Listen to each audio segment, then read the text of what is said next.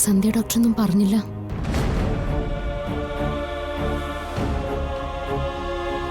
സന്ദീപിനെ ആ വീട്ടിൽ കയറ്റരുതെന്ന് വാശി പിടിക്കുകയും അതോടൊപ്പം മാധുരിയോട് വന്ന് സ്നേഹത്തോടെ അവന്തിക സംസാരിച്ചിട്ടുണ്ടെങ്കിൽ അർച്ചന പറഞ്ഞത് തന്നെ ശരി.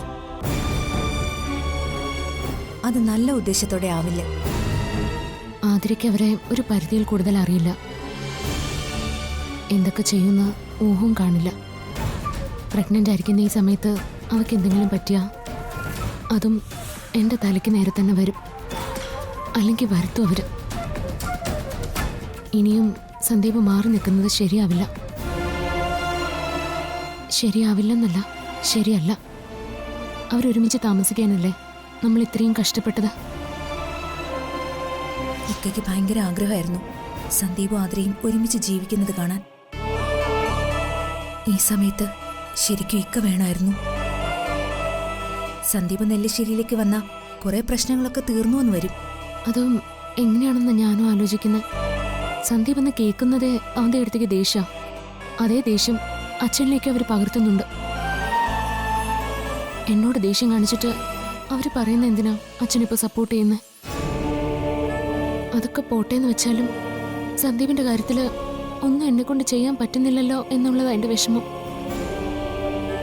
ആദ്യ പിടിച്ച ഓരോ നിമിഷവും ഞാൻ തള്ളി നീക്കുന്ന. ഇങ്ങനെയുള്ള പ്രതിസന്ധികൾ വരുമ്പോ നമുക്ക് എന്തെങ്കിലുമൊക്കെ വഴി കാണിച്ചു തരും ഈശ്വരൻ. ഇക്ക മരിച്ചതിന് ശേഷം ഇന്നാ ഞാൻ പൂജാമുറിയിൽ വിളക്ക് കത്തിച്ചത്. നീ ചെന്നൊന്ന് പ്രാർത്ഥിക്കും, കുറച്ച് സമാധാനം കിട്ടും. മനസ്സൊരുക്കി നീ എപ്പോ ഈശ്വരനെ വിളിച്ചാലും നിനക്ക് മറുപടി തന്നിട്ടുണ്ടല്ലോ, കൂടെ നിന്നിട്ടുമുണ്ട്. നീ പോയൊന്ന് പ്രാർത്ഥിക്ക്, എന്നിട്ട് നമുക്ക് ആലോചിക്കാം. അപ്പ എന്തേലും വഴി കിട്ടാതിരിക്കില്ല. അർച്ചന ചെല്ല്.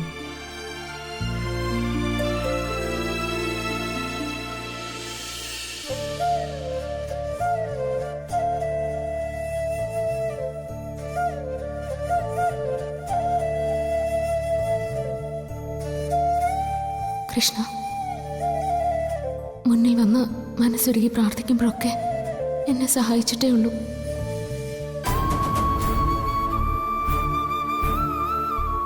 ഇപ്പൊ നിൽക്കുന്നതും ആ വിശ്വാസത്തിൽ തന്നെയാ. സന്ദീപിനെ തിരികെ വീട്ടിലേക്ക് കൊണ്ടുവരാൻ എന്തെങ്കിലും ഒരു വഴി കാണിച്ചു തരണം. വേറെ ആരെ ബോധിപ്പിച്ചില്ലെങ്കിലും ഈശ്വരനറിയാലോ അർച്ചന തെറ്റൊന്നും ചെയ്തിട്ടില്ലാന്ന്. എന്തെങ്കിലും ഒരു വഴി എനിക്ക് കാണിച്ചു തരണം. എന്റെ അപേക്ഷയായത്.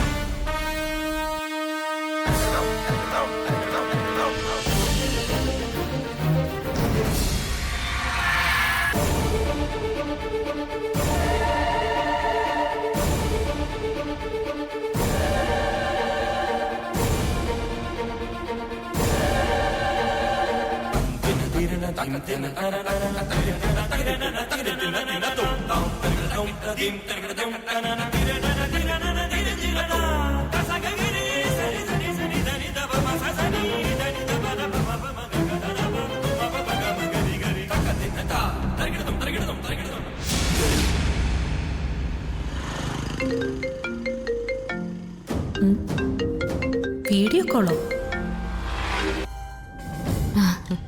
എടുത്തി എവിടെയാ? ഞാൻ പുറത്താ. എന്താ കാര്യം? എനിക്ക് അത്യാവശ്യമായിട്ട് എടുത്തി ഒന്ന് കാണണമെന്നുണ്ടായിരുന്നു. എന്താ? ശരിക്കും എനിക്കൊരു കാര്യം പറയാനുള്ളത് ഏട്ടത്തിയോടല്ല, അച്ഛനോടാ. അത് പറയുമ്പോ ഏട്ടത്തിയും കൂടി ഇവിടെ ഉണ്ടായിരുന്നെങ്കിൽ നല്ല രസമായിരുന്നേന്നൊരു തോന്നല്. എനിക്കിന്ന് ധാരാളം തിരക്കുള്ളതാ. നിനക്ക് വല്ലതും പറയാനുണ്ടെങ്കിൽ പോയി പറയും. അതിന് എന്നെ നോക്കിയിരിക്കൊന്നും വേണ്ട. ശരി.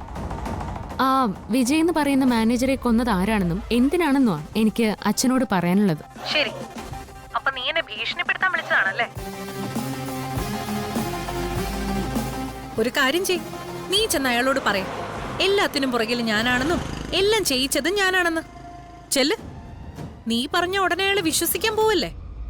ഫോൺ വെച്ചിട്ട് പോവേണേ. അതിന് ഞാനല്ല ഇതൊന്നും പറയാൻ പോകുന്നേ. സത്യം, ഞാനല്ല ഇത് പറയാൻ പോകുന്നേ. അച്ഛനോട് എല്ലാം പറയാൻ പോകുന്നത് മാനേജർ വിജയ് തന്നെയാ. സംശയിക്കണ്ട, ഞാൻ പറഞ്ഞത് സത്യം തന്നെയാ. വിജയ് ജീവിച്ചിരുന്നപ്പോ അദ്ദേഹം തന്നെ എല്ലാം എഴുതി വെച്ചിട്ടുണ്ട്. ദേ നോക്കി, ഇതില്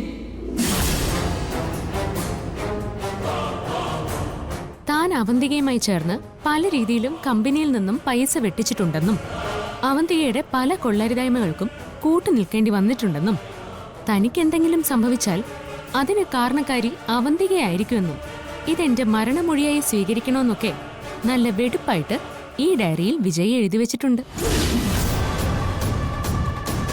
ഞാനിതേ അച്ഛനെ ഒന്ന് ഉറക്കെ വായിച്ച് കേൾപ്പിച്ചു കൊടുക്കാൻ പോവാ. ഞാനിപ്പോ നിൽക്കുന്നത് എവിടെയാണെന്ന് അറിഞ്ഞാലേ എടുത്ത് ഞെട്ടും.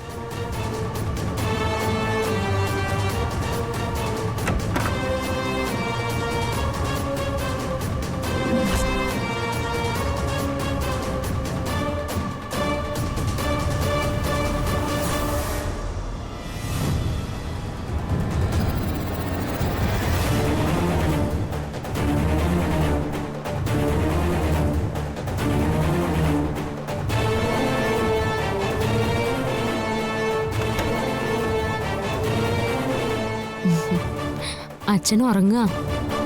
എഴുന്നേറ്റാലുടനെ ഞാനിത് അച്ഛനെ ഏൽപ്പിക്കാം.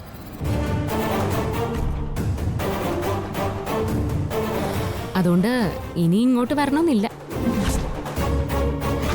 അതുവഴി തന്നെ എങ്ങോട്ടെങ്കിലും പോവാൻ നോക്ക്. അല്ലെങ്കിൽ ഒരു കാര്യം ചെയ്യാം,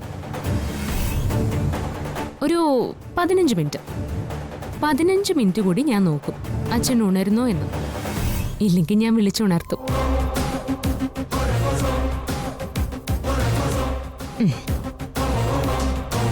അതേ 15 മിനിറ്റ് ഞാൻ ഏട്ടത്തിക്കും തരുവാ. ഈ ലോകത്തിൽ എവിടെയുണ്ടെങ്കിലും ആ 15 മിനിറ്റിനകം ഏട്ടത്തി ഇവിടെ വരണം.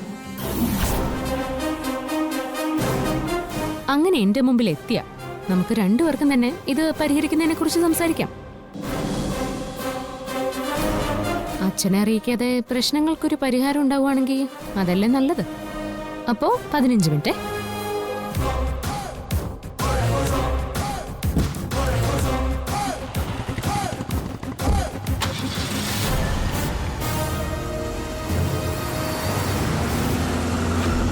വേഗം വാ കേട്ടോ, പിന്നെ എന്നെ കുറ്റം പറയരുത്. അയ്യോ, ഫോൺ കട്ട് ചെയ്യണ്ട. ഇങ്ങെത്തുന്നവരെ നമുക്ക് എന്തെങ്കിലുമൊക്കെ വേണ്ടിയും പറഞ്ഞൊക്കെ ഇരിക്കാലോ.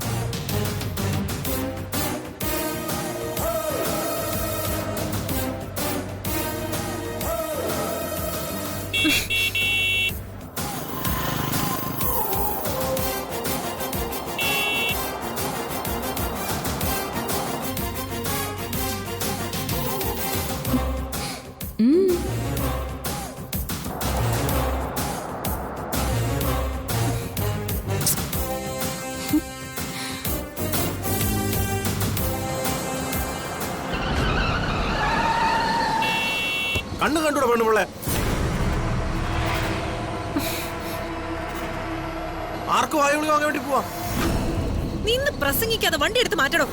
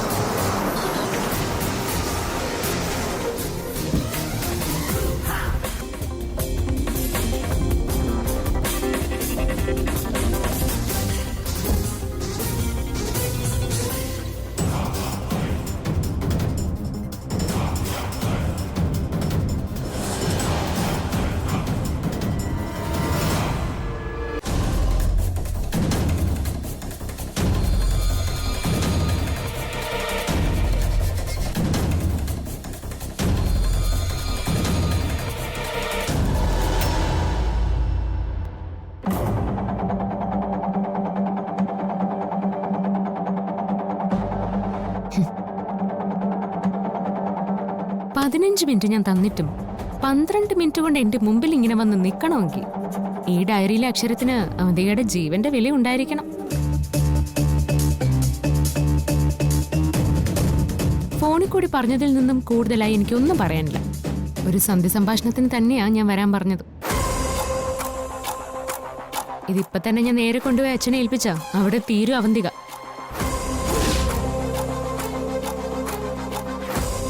പിന്നെ ഓരോന്നോരോന്നായി ഞാനും വിളിച്ചു പറയും. ഒരു വലിയ പ്രശ്നം ഇതിനോടകം തന്നെ നടന്നു കഴിഞ്ഞ വീടാ ഇത്. ഇതിപ്പോ ഞാൻ പൊട്ടിച്ചാ അതുപോലൊരു പ്രശ്നം ആവില്ല ഇവിടെ നടക്കാൻ പോകുന്നത്.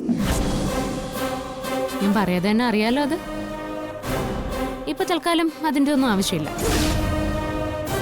എനിക്കാകെ ഒരേ ഒരു കണ്ടീഷനേ ഉള്ളൂ. ഞാൻ ഒരു തവണ പറയൂ, കാത് കൂർപ്പിച്ച് കേട്ടോണം. നാളെ ഈ സമയത്ത് സന്ദീപ് ഇവിടെ ഉണ്ടാവണം.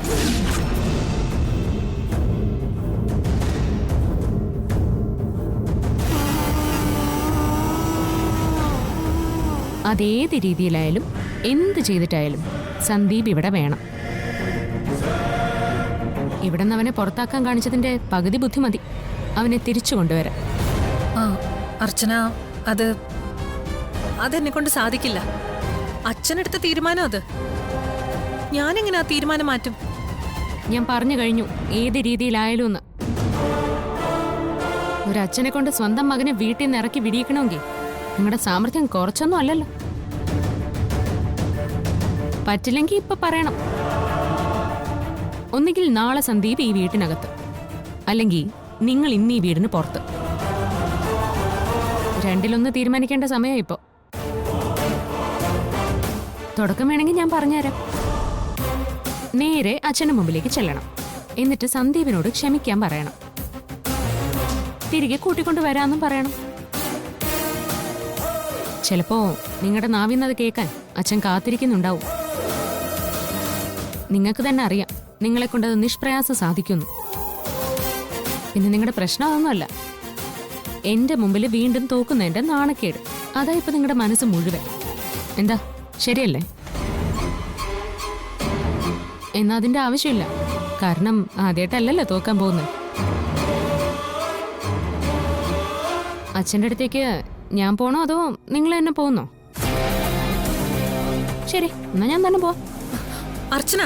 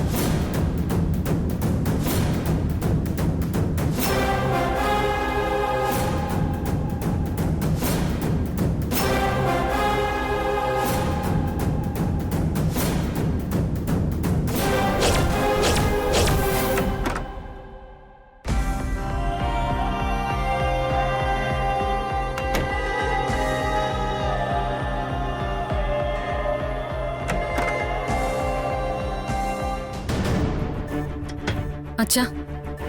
ആ, നീ ഇന്ന് ഓഫീസിൽ പോയില്ലേ? പോയി, ഇപ്പൊ തിരിച്ചു വന്നതാ. ആ, എന്തു പറ്റി? അവിടെ ഇരുന്നിട്ട് ഒരു മനസമാധാനം ഇല്ല അച്ഛാ. ജോലിയിൽ ശ്രദ്ധിക്കാൻ പറ്റുന്നില്ല. ഞാൻ പറഞ്ഞു വരുന്നത് സന്ദീപിന്റെ കാര്യ. അവൻ ചെയ്തതൊക്കെ തെറ്റുകളാണെന്ന് സമ്മതിച്ചുകൊണ്ട് നമുക്ക് അവനോട് ക്ഷമിച്ചൂടെ അച്ഛാ?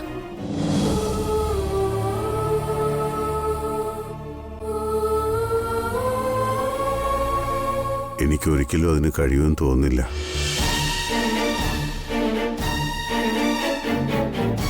ഞാൻ പലതവണ പറഞ്ഞിട്ടുള്ളൊരു വാക്ക് തന്നെയാണ് അതിന് ആധാരം. വിശ്വാസം. അത് നഷ്ടപ്പെട്ടു പോയാൽ പിന്നെ തിരികെ വരാൻ വലിയ പാടാ. പ്രത്യേകിച്ചും എൻ്റെ കാര്യത്തിൽ. നിനക്കറിയാലോ ഞാൻ നിങ്ങളെയൊക്കെ എത്ര സ്നേഹിക്കുകയും വിശ്വസിക്കുകയും ചെയ്യുന്നുവെന്ന്. അവനെന്നല്ല, ഇനി നീ ആയാലും കൂടെ നിന്ന് ചതിക്കുന്നവർക്ക് മാപ്പ് ഞാൻ കൊടുക്കില്ല.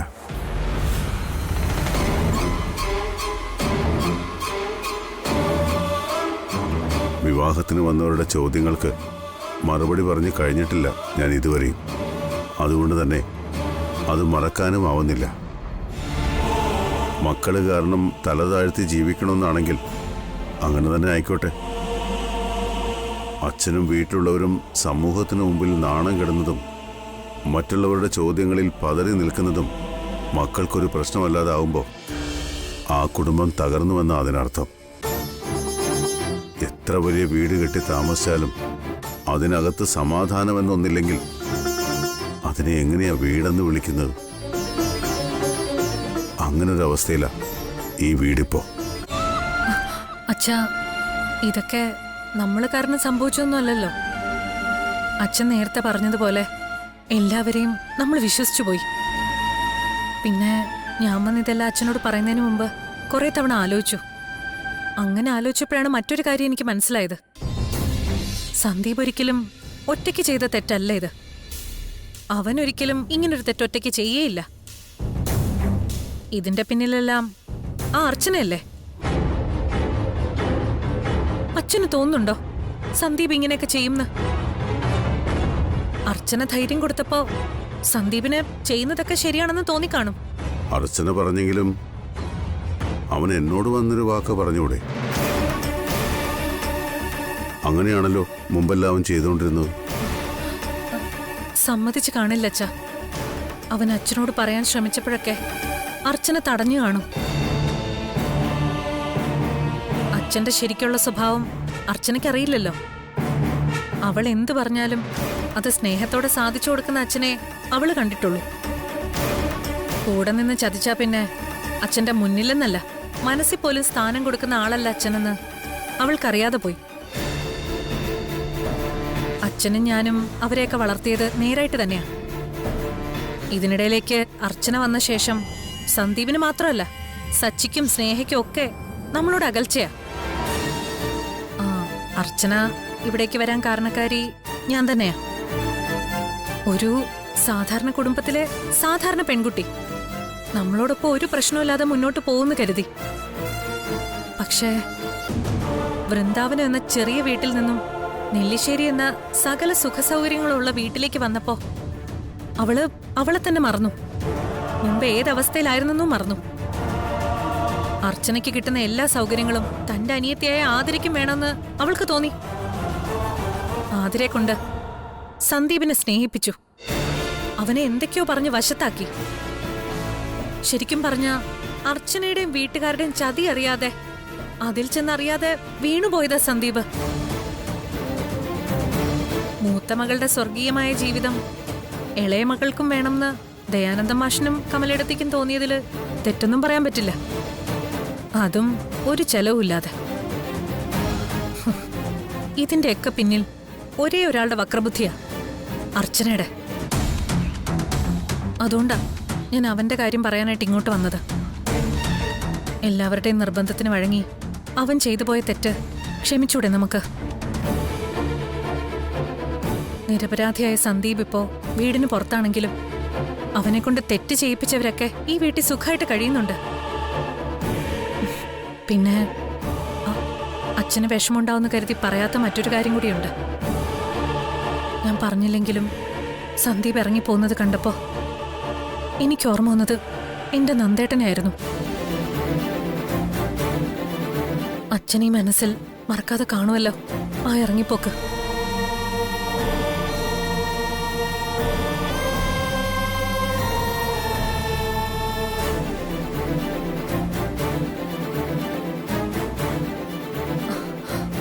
അന്ന് ഞാൻ നിന്ന അതേ അവസ്ഥയിലായിരുന്നു അപ്പോ ആതിര. മറ്റൊരു കുടുംബത്തിൽ നിന്ന് ഏതൊരു കാരണം കൊണ്ടായാലും അവന്റെ ഭാര്യയായി വന്ന പെൺകുട്ടി ആതിര. മനസ്സിലിരിപ്പോ ലക്ഷ്യമോ അതെന്തോ ആയിക്കോട്ടെ, താലി കെട്ടിയ ഭർത്താവ് വീട് വിട്ടു പോകുമ്പോൾ ഉള്ള ഒരു ഭാര്യയുടെ മാനസികാവസ്ഥ മറ്റാരെക്കാളും പെട്ടെന്ന് എനിക്ക് മനസ്സിലാവും.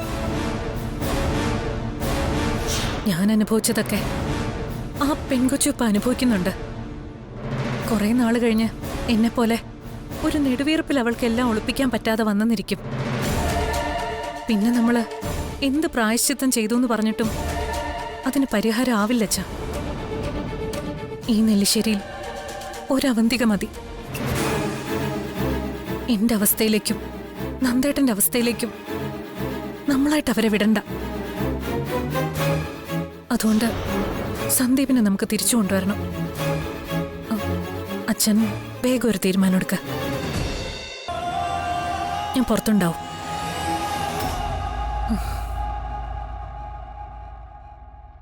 മോളെ,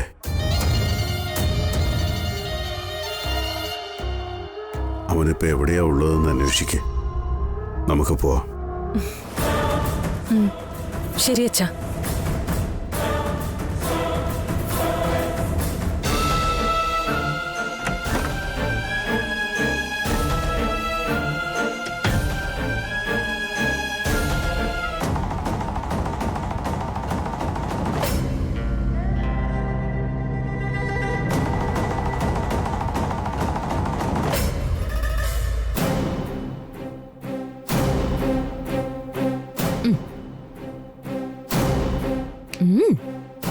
താങ്ക്സ് ഏട്ടത്തി. ഈ വീട്ടിൽ ഉണ്ടാവേണ്ടിയിരുന്ന വലിയൊരു പ്രശ്നത്തെ തന്നെയാ ഏട്ടത്തിയാട്ടി ഒഴിവാക്കി വിട്ടത്.